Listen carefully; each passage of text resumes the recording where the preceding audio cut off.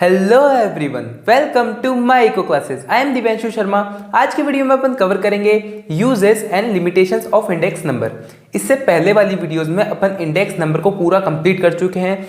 सारी की सारी टर्म्स अपन ने कर ली है, जैसे weighted index number, consumer index number और होलसेल इंडेक्स नंबर। ये सारी चीज़ें अपन कर चुके हैं और सिंपल इंडेक्स नंबर भी अपन ने कर ही लिया है। तो ऐसी बहुत सारी चीज़ें हैं जो अपन सब कुछ कर चुके हैं। तो अगर आपने वो सारी वीडियोस नहीं देखी हो तो आप आई कार्ड पे जाके चेकआउट कर लेना। मैं प्ले लिस्ट का लिंक वहाँ पे दे दूंगा, जिससे आपको इंडेक्स नंबर बिल्कुल अच्छी तरीके से समझ में आ जाएगा। तो अगर आप इस चैनल पे नए हैं और अभी तक आपने इस चैनल को सब्सक्राइब नहीं किया है तो चैनल को सब्सक्राइब कर देना और बेल आइकन दबा देना, ताकि आगे आने वाली वीडियोस की नोटिफिकेशन आपको टाइम टू टाइम मिल सके। तो स्टार्ट करते हैं आज की वीडियो को।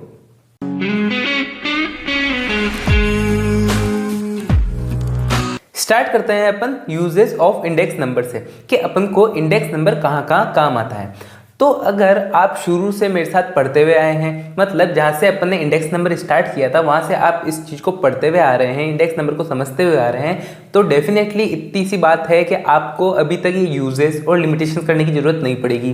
बट एक बार आप समझ लोगे तो और भी अच्छे से आपको समझ में आ जाएगा। ठीक है, तो आपको इंडेक्स नंबर पूरा पढ़ना इंपॉर्टेंट है, जरूरी है, ताकि आप ये वीडियो भी अच्छे से समझ सको। तो स्टार्ट करते हैं अपन यूजेस से, कि इंडेक्स नंबर के यूज करने के अपन को कौन कौन से फायदे हैं, अपन कहाँ कहाँ यूज कर सकते हैं और कि कहाँ कहाँ अपन को मदद करते हैं। तो अगर अपन यूजेस की बात करें तो it measures changes in the price level. ये क्या करता है? प्राइस लेवल में चेंजेस को मेजर करता है। अब प्राइस लेवल में चेंजेस क्या होता है, तो अब मैं आपको शुरू से अगर बताऊं तो उसका कोई मतलब नहीं रहेगा, तो इसलिए मैं आपको सीधे सीधे बताता हूं कि ये क्या करता है। प्राइस लेवल में चेंज बताता है कि अगर 10 रुपए की चीज थी तो 12 रुपए की हो गई, तो ये चेंज कौन बताता है? इंडेक्स नंबर बताता है। फिर अगर अपन बात करें, it compares changes in the price level. अब ये क्या करता है? प्राइस लेवल के अंदर चेंजेस जितना आ रहा है उसको कंपेयर भी करता है, कि एक में कितना आ रहा है, दूसरा कितने में आ रहा है, ऐसे कंपेयर भी ये करता रहता है। ठीक है, जो किसकी मदद से होता है? एज ए इंडेक्स नंबर की मदद से होता है। ठीक है, फिर अगर अपन बात करें, it helps in policy making.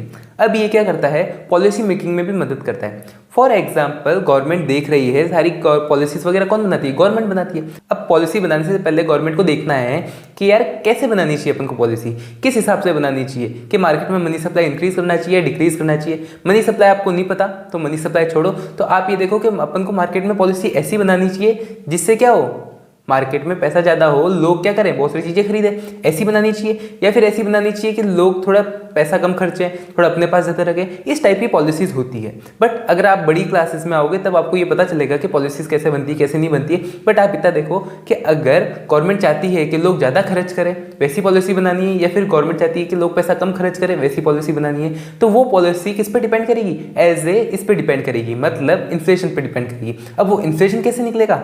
As a किससे? इंडेक्स नंबर से निकलेगा। अब इंडेक्स नंबर से निकल रहा है तो ये किस में मदद कर रहा है? इंडेक्स नंबर पॉलिसी मेकिंग में मदद कर रहा है कि किस टाइप की अपन पॉलिसी बनाएं जिससे क्या हो, इकोनॉमी एक अच्छी तरीके से चल सके, एक बेटर तरीके से वर्क कर सके। फिर अगर अपन बात करते हैं, it major fluctuation in economics. अब ये क्या करता है? मेजर करता है फ्लक्चुएशंस को इकोनॉमी में।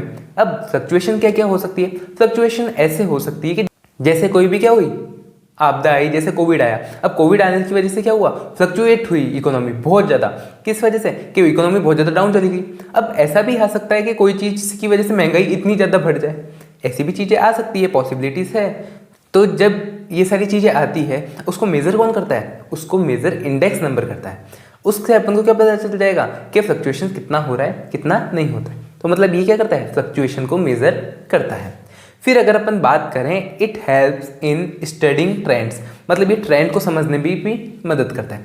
फॉर एग्जांपल, ट्रेंड ऐसे देखो कि ट्रेंड का मतलब आप कपड़ों से लगा लो।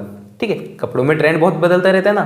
तो अगर जैसे आप देखो कि कोई नए कपड़े आए, ठीक है, तो जैसे ही कपड़े आएंगे, कोई नई चीज़ का ट्रेंड आएगा तो उसकी प्राइसेस क्या होगी? बहुत ज़्यादा हाई होगी। ओके, अब बहुत ज़्यादा हाई होगी और फिर क्या होंगे? उसके डुप्लीकेट्स बनने लग जाएंगे, ये भी अपन मानते हैं। फिर उसकी प्राइसेस गिर जाएगी।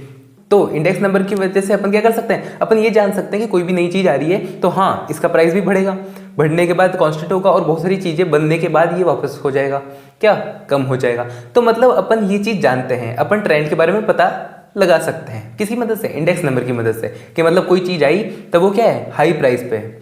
अगर उस चीज़ को आए हुए थोड़ा टाइम हो गया तो वो किस पे हो जाएगी? लो पे हो जाएगी। तो मतलब ये ट्रेंड का अपन पता लगा सकते हैं इजीली, किसकी मदद से? इंडेक्स नंबर की मदद से। फिर अगर अपन बात करते हैं इट मेजर परचेजिंग पावर, सबसे इंपॉर्टेंट पॉइंट, इसके अंदर आपने समझा नहीं होगा अब तक परचेजिंग पावर क्या होता है। तो परचेजिंग पावर अगर मैं आपको समझाऊं एज ए शॉर्ट में, वैसे तो आपकी इतनी ज़्यादा काम में नहीं आने वाली है, बट अगर मैं परचेजिंग पावर आपको समझाऊं कि परचेजिंग पावर क्या होती है, कि मतलब किसी भी चीज़ को खरीदने की पावर, वो होती है purchasing power. Word to word मतलब समझो, ठीक है। डीपली मैं आपको अभी समझा रहा हूँ, बट एक बार वर्ड टू वर्ड मतलब ये समझो कि किसी भी चीज़ को खरीदने की पावर वो क्या होती है, परचेजिंग पावर होती है। अब परचेजिंग पावर ऑफ मनी को लेके चलते हैं अपन, ठीक है। अब मनी की purchasing power, money purchasing power, money purchasing power क्या होती है। अब आप पूछ सकते हो कि यार मनी परचेजिंग पावर क्या होती है।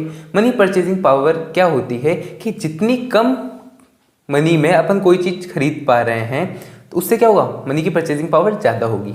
अगर अपन ज़्यादा मनी की वजह से कम चीज़ें खरीद पा रहे हैं तो मनी की परचेजिंग पावर क्या होगी, कम हो जाएगी। अब वो देखो, जैसे ये एक 5 स्टार है, 5 स्टार, ठीक है, ये चॉकलेट है। अब क्या हो रहा है, पहले ये एक 5 स्टार खरीदने के लिए आपको 1 रुपीज़ पे करने पड़ रहे थे, ओके। अब ये 5 स्टार को परचेज करने के लिए आपको 10 रुपीज़ पे करने पड़ रहे हैं, ठीक है।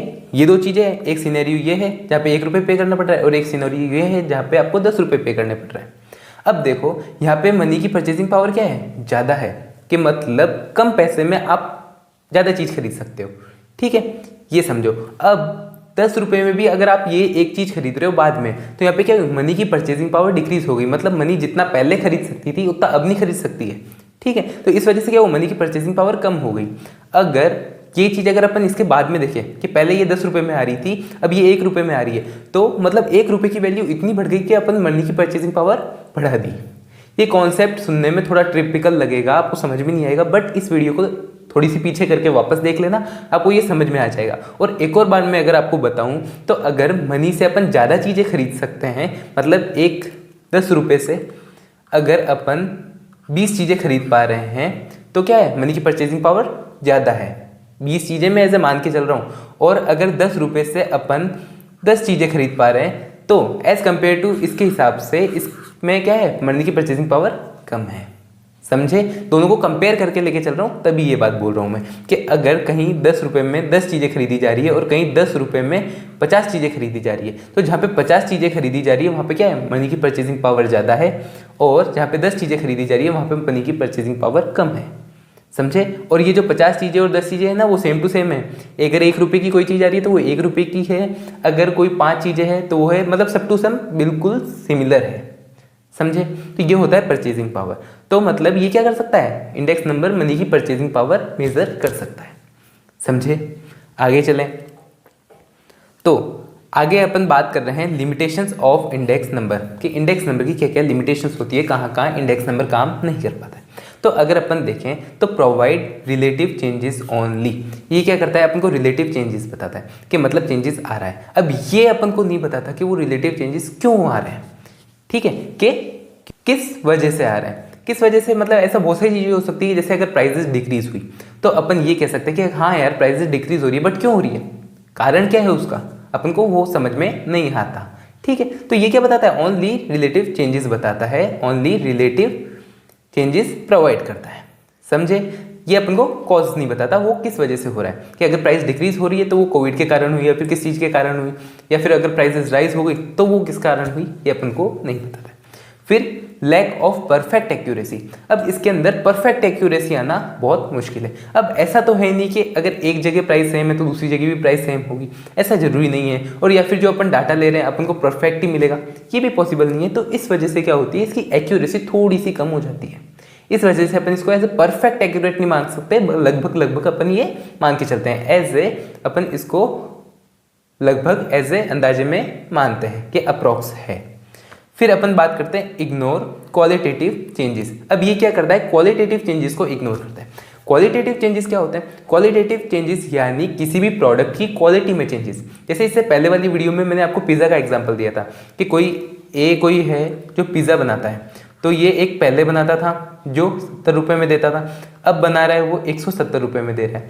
पहले जब बनाता था तब वो लो बेस यूज़ करता था, लो चीज़ यूज़ करता था, सब्जियां भी कम डालता था। अब जो बना रहा है उसमें बेस बहुत शानदार यूज़ कर रहा है, मोज़रेला चीज़ यूज़ कर रहा है, बहुत अच्छी हाई क्वालिटी वाली चीज़ यूज़ कर रहा है, और सब्जियां भी बहुत अलग अलग डाल रहा है, फैंसी सब्जियां डाल रहा है, उस वजह से क्या हुआ, इसकी प्राइस बढ़ गई। तो जब अगर अपन एज ए नॉर्मल देखें, क्वालिटी के हिसाब से देखें, तो ये जो प्राइस में चेंज आना क्या है, जरूरी है, लाजमी है, क्योंकि वो क्या कर रहा है, चीज़ें अच्छी बना रहा है, क्वालिटी बढ़ा दी। बट अगर अपन एज ए इंडेक्स नंबर से देखें, एज ए क्वांटिटी के हिसाब से ही देखें, किस चीज़ का, कि प्राइस कितनी बढ़ रही है, तो प्राइस 70 से 170 हो गई, ठीक है, तो प्राइस में बहुत ज़्यादा राइज हो गया। तो ओनली क्वांटिटी के हिसाब से देखना हर जगह सही नहीं होता है, अपन को क्वालिटी भी देखनी चाहिए। फिर अपन बात करते हैं पॉसिबिलिटी ऑफ मैनिपुलेशन। अब इसके अंदर मैनिपुलेट करना यानी इन सारे डाटास को अपनी तरीके से मोड़ देना, कि जैसे अगर मैं चाहता हूँ कि मैं इन्फ्लेशन कम दिखाऊं, कि मेरे हिसाब से इन्फ्लेशन कितना आना चाहिए, 7% आना चाहिए, इससे ज़्यादा नहीं आना चाहिए, तो ये मैं अपने हिसाब से कर सकता हूँ। क्यों? क्योंकि मेरे को इसको मैनिपुलेट करना है, मेरे को दूसरों को गलत दिखाना है, इस हिसाब से। तो मतलब ये मैनिपुलेशन पॉसिबल है, मतलब इसकी मैनिपुलेशन पॉसिबल है। फिर अगर अपन बात करें difference between purpose and the method of construction, अब क्या हो सकता है कि जो मेरा पर्पस है, मेरा पर्पस ये हो सकता है कि मेरे को एक चेंज बताना है, एक मेरे को छोटी छोटी चीज़ें देखनी है, बट जो मैं मेथड यूज़ कर रहा हूँ वो अलग हो सकता है, क्योंकि इसके अंदर क्या है, बहुत सारे मेथड है। अब अपन को पता नहीं है कि कौन से मेथड से अपन क्या यूज़ करें, कौन से मेथड से क्या यूज़ नहीं करें, कौन सा मेथड किस चीज़ के लिए बेटर होगा, कौन सा मेथड किस चीज़ के लिए बेटर नहीं होगा।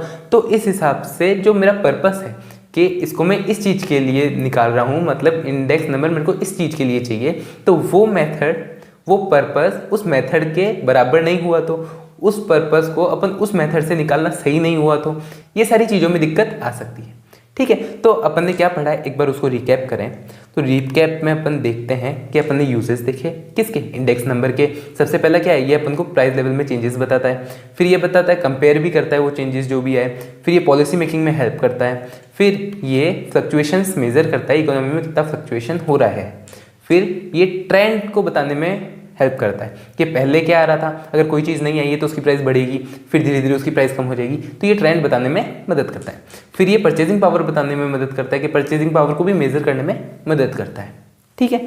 फिर अपन ने देखा लिमिटेशंस पे अपन ने देखा ये अपन को ओनली रिलेटिव चेंजेस बताता है, अब उसके चेंजेस किस वजह से आ रहे हैं वो नहीं बताता है। फिर अपन बात करें लैक ऑफ परफेक्ट एक्यूरेसी, इसके अंदर अपन को परफेक्ट एक्यूरेसी नहीं मिलती है, ऐसे अप्रोक्स डाटा मिलता है। फिर इग्नोर क्वालिटेटिव चेंजेस, अब क्वांटिटेटिव चेंजेस तो देखता है ये कि मतलब क्वांटिटी मतलब प्राइसेस कितनी बढ़ रही है, बट वो प्राइस किस वजह से बढ़ रही है, उस प्रोडक्ट की क्वालिटी में कितना चेंज हुआ, ये अपन को नहीं बताता है। फिर अपन बात करते हैं पॉसिबिलिटी ऑफ मैनिपुलेशन, अगर कोई इंसान चाहे तो इसको मैनिपुलेट कर सकता है, अपने हिसाब से डाटा चेंज कर सकता है।